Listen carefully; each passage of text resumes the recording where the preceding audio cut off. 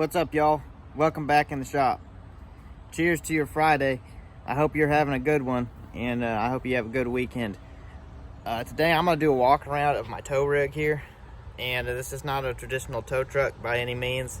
I have big plans for this truck and putting a wheel lift on the back of it, but it's going to be quite some time before I get all that put together. I'm working on collecting all the parts for it now, but we're outside here, and this is my truck.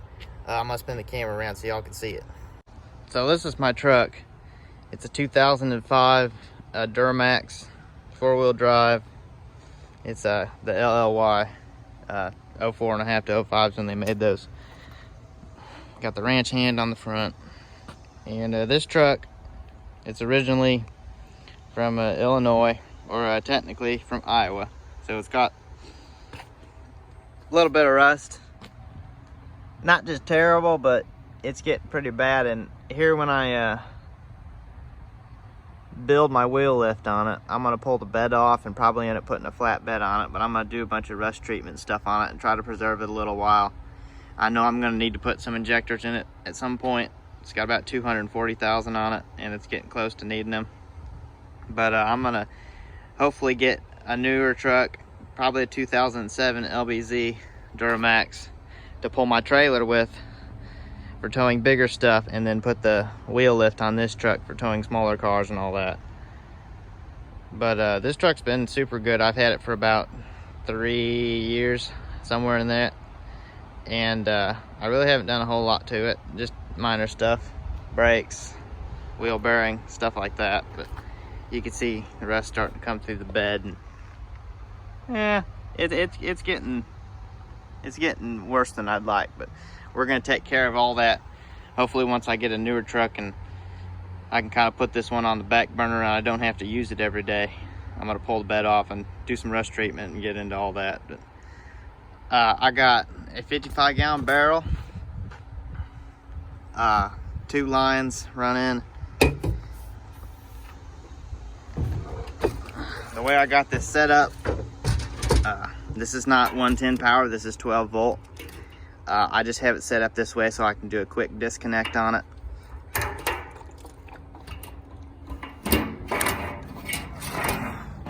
This is full of diesel fuel. There's just a regular old pump on the end of there.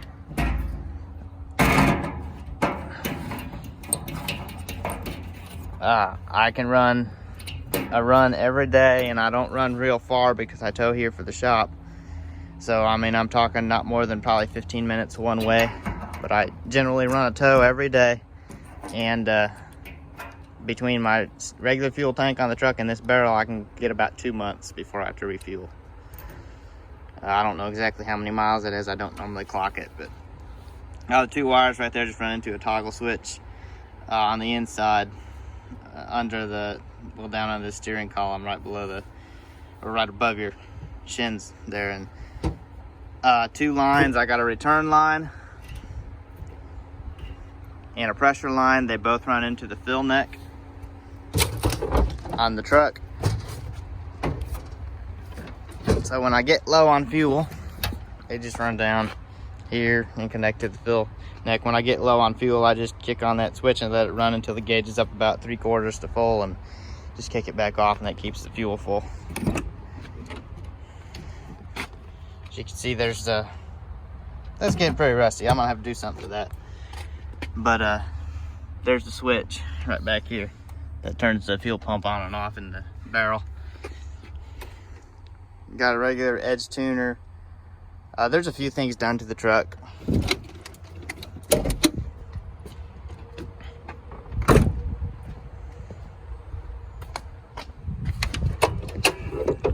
I really haven't done any of the aftermarket stuff. That was all done when I purchased it. There's an aftermarket intake tube, which I could care less about that. The EGR has been deleted. It has the tune. The exhaust is straight piped all the way back, 4-inch, all the way to the rear. It's got a 6-inch tip on it. And it does pretty well as far as power and all that. It does everything I need it to, for sure.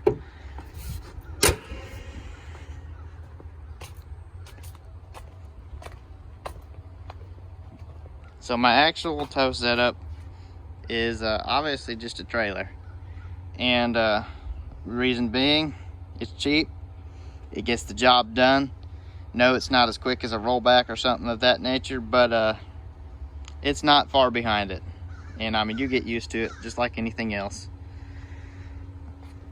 This is the winch I got, and this is a Traveler. I mean, just open this up. I got this old air tank that keeps the water on. It's just a Traveler from Tractor Supply, 12,000 pound. It's got 100 feet of cable on it, and it's just, I have the remote. Here, I'll grab that real quick. Just a simple remote that you can buy that plugs right up to this particular winch. The winch has been excellent. I have had no issues at all with it, and that's using it. Not every car I tow needs to be dragged up with it, but I'd say probably at least 50 to 60% of them I need to use the winch, and it's never let me down. Can't say the same for the actual remote. It does have some issues. This is the second one. I warranted the first one, and this one has issues as well. Sometimes you hit the switch and there's no response, and you just tap it just a little bit like that and hit the switch and it works perfectly fine. I have no idea why it does that, but I have never had it not work when you just tap it a little bit. I imagine eventually it's going to go out completely, but just kind of weird. But they do have a nice rubber boot on it, so if you drop it on the concrete or anything, it won't break that way. But this is just an old air tank. It keeps the water off. There's something I had at the house. I welded up and put a couple hinges on there.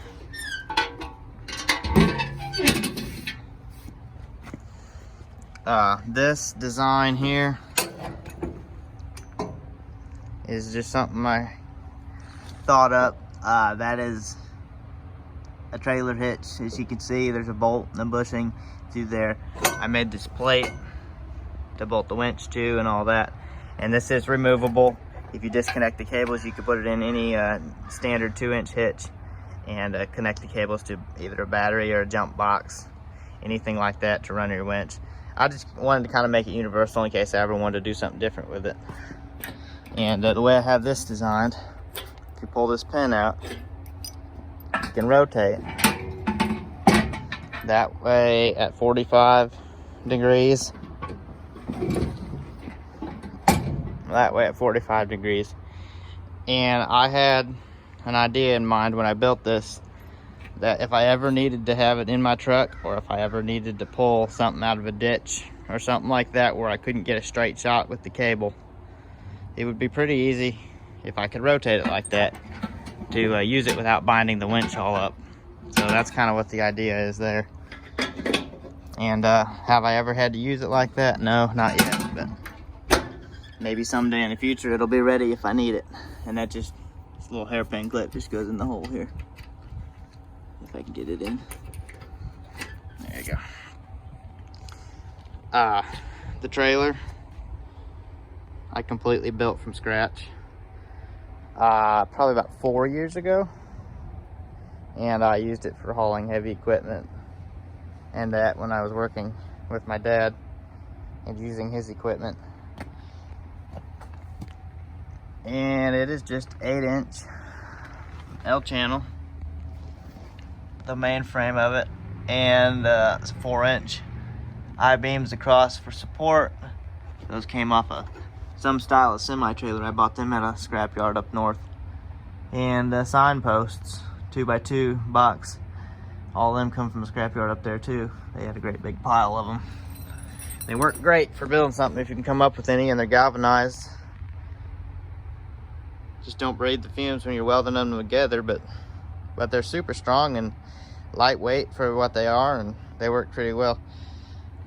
Under here to run my winch, I got two 850 cold cranking amp car batteries. They are hooked in parallel to double the cold cranking amps. There's a power wire that runs into my trailer plug that runs all the way up to the front of the truck. Most trucks are supposed to have a constant power to keep batteries on a trailer charged. My truck has the wire, but the wire has no power on it. So I ran a whole separate wire because I was in a hurry one day, and when I first hooked up this winch, so it just has a separate wire. You can see the wire here. It's like a 10 gauge wire. It just runs all the way up, hooks to the positive battery terminal. Trailer's grounded, so keeps the batteries charged whenever the truck's running.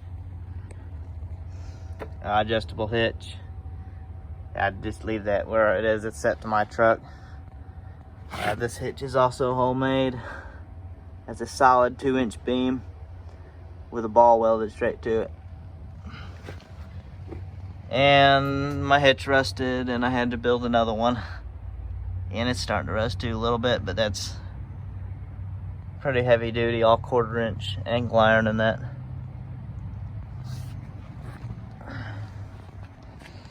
The actual trailer is 8 feet wide, the deck width.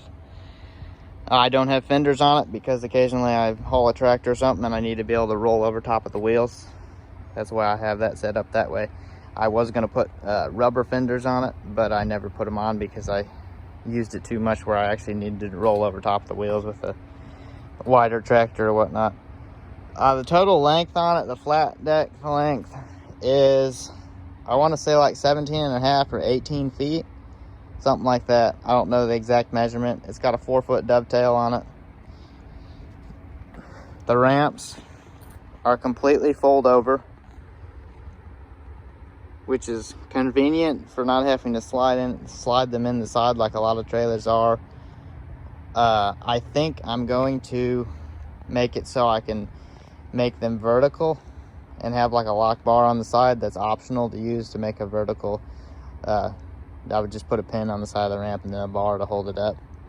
The reason I want to do that is because if I haul a longer truck, it's kind of inconvenient to have to pull it way far forward than you need, fold the ramps down, and then back it up so it's not too much tongue weight. So I think I'm going to put a couple bars on there and do it that way. And that way, most of the time, I'll just slap them all the way over. But if I have a longer truck, I can just basically put the bumper to the back and don't have to worry about it. I can just lock them in a vertical position. I need to get a higher tensile strength bar for the ramps. As you can see, it's bent there. And this is not the first time I've already straightened it once and it bent again. It's just a soft iron bar, 1 3/8, and it's just not hard enough for, especially if you try to drag the trailer out from under a car, which is what happened here. But all LED lights. Got the 2 oval 2x6, and then the pin lights all the way along, which a lot of them are burned out because I bought cheap Chinese ones, but I need to get them fixed at some point. The axles on the trailer are a Dexter Torflex axle, and if I had to do it again, I would not purchase used ones. Once they're used and worn out, they're pretty much junk, and that's about where I am right now. And because of that, the tires toe out pretty bad when you get some weight, because the rubber cords that are in the 4 cords that are in there are all collapsed. So when you get quite a bit of weight on it, like a bigger truck or something, the tires all toe out real bad. And as you can imagine, that increases your tire wear. And I'm not too worried about it because they still spin pretty straight, and I just run older tires on it anyway. But it gets kind of annoying. Has to swap more used tires on it all the time because they burn through them pretty quick. But if I bought new ones, I'd probably get 10,000 miles out of a new set. But that's not near what a tire should last. And I believe they're rated for either 7,000 or 9,000 pounds per axle. This is the 8 lug. The studs are actually the 9/16 studs versus the 1/2 inch studs. And I don't know exactly if the bearings are different on this particular setup, but I know the studs are a little bigger around just for the higher load rating. This is all, the whole deck is just smooth. It's like 1/8 inch sheet steel. It does pretty well. All the signposts are 1 foot on center, so they're pretty close together. There's a little bit of flex there if you get the tire in between them, but not enough to ever notice anything. And I got 2x2. If you ever wanted to put a 2x2 box beam in there and make sideboards for it, I don't know why I would ever need to do that. I just did it that way just in case I ever wanted to haul some scrap with it or something. And that's kind of the idea I had when I put it together. And I've never used them, but they're there if I need them. But that's pretty much it. It's not your traditional tow rig, but it works for me. It's I'm used to it. I'm pretty quick at it, and it makes me a little money, so it's all that matters. All right, I hope you have a good Friday and a good weekend and all of that. And thanks for watching through the whole video. If you appreciate my content, like I always say, follow or subscribe, and that way when I put more up, you'll be the first to know about it. And have any questions, anything you'd like to let me know, just hit me up in the comments. I appreciate all the interaction. Until next time, guys.